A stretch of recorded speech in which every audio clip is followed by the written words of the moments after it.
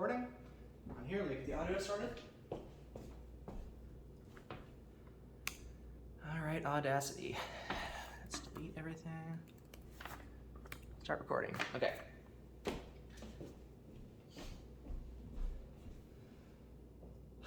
All right. Good. You can hear that?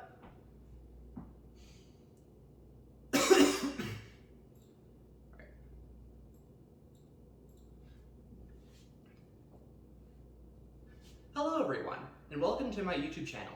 In this series, we will be designing a building. Hello everyone, welcome to my YouTube channel. In this series, we'll be designing and building a DIY UV curing oven for resin printers. Of course. As always on this YouTube channel, everything will be open source and I'll be providing instructions on how to build your own. In this first part, I'll give an introduction to resin curing ovens and an overview of the project. If you already know about how resin printers work and why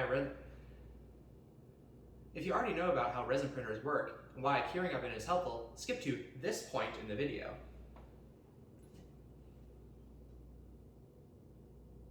Now, what is a UV curing oven and why is it helpful?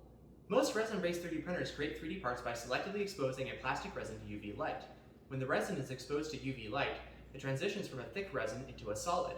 While there are several ways to selectively expose the resin to UV light, all resin printers work on this same basic principle.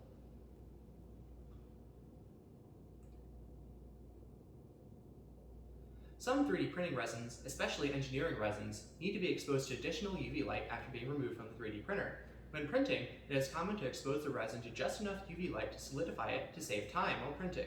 While this produces a solid part, it doesn't result in the part having the optimal material properties.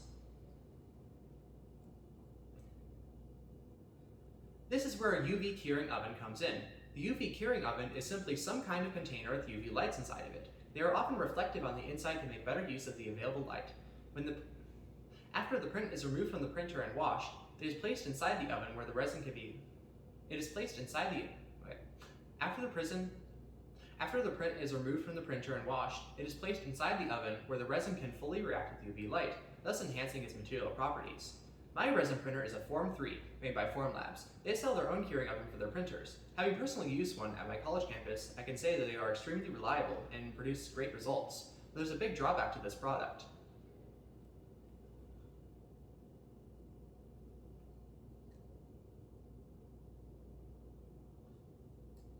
Yeah, that's pretty dang expensive. That brings us to the goal of this series, designing and building an open source DIY resin curing oven. Let's take a look at the DIY curing oven I'm basing this project off of. Adam Savage's Tested YouTube channel made a great curing oven, and I had some improvements I wanted to make to it. The link is in the description. There are two main issues I had with this design. The official form here has a heated oven. The official form here has a heater, while this design does not.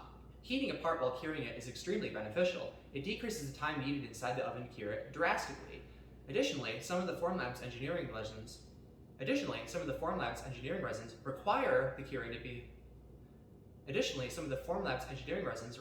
curing oven to be heated for optimal material properties.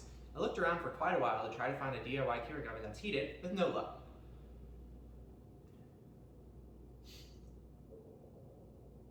Second, the oven that Tested built used a weird timer with fixed time intervals. While this is very easy to get set up and running, it's extremely limited in terms of what the oven can do. Here are my goals for this project. Heated build chamber. A heated oven. Here are my goals for this project. A heated oven. The curing oven should heat to a specific temperature and hold that temperature. A turntable. The part should rotate on a table. The part should rotate on a platform so that it gets an even exposure to UV light. An easy-to-use touchscreen graphical user interface. Touchscreens allow for effective and an easy-to-use touchscreen graphical user interface. Touchscreens allow for intuitive and effective user interaction. Adjustable profiles for different resin types. Customizable adjustable profiles for different resin types. Adjustable profiles for different resin types. Customizable profiles for different resin types, easily selectable from a list on the touchscreen that can be edited on the device. A built-in timer for scheduled start times. When you start a print, a built-in timer for scheduled start times. When I start a print, I want to be able to set a timer on the oven so it's ready when the print finishes. How am I going to accomplish all these goals? With the use of an Arduino microcontroller. If you don't already know what a microcontroller is, I've linked a video in the description. How am I going to accomplish all these goals? With the use of an Arduino microcontroller. If you don't already know what a microcontroller is, I've linked a video about them in the description.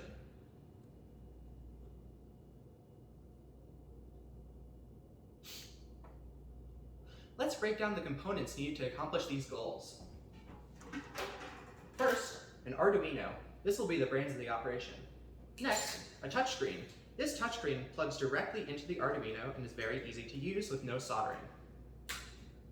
A hairdryer. A hairdryer is a pre-made product with a fan and a heater, and are designed to turn off if they overheat, in some of them.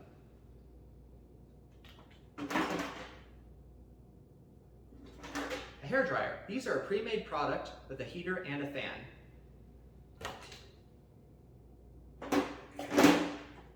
UV LEDs and a power supply for the LEDs. A turntable motor from a microwave.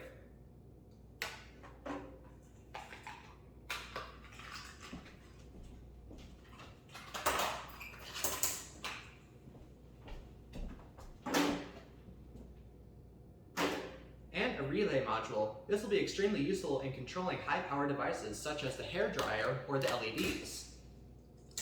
And of course, this steel bread box. This is a great design. It's already reflective and it's a sturdy metal container with a door that opens and closes very easily. This will be the main structure of our oven.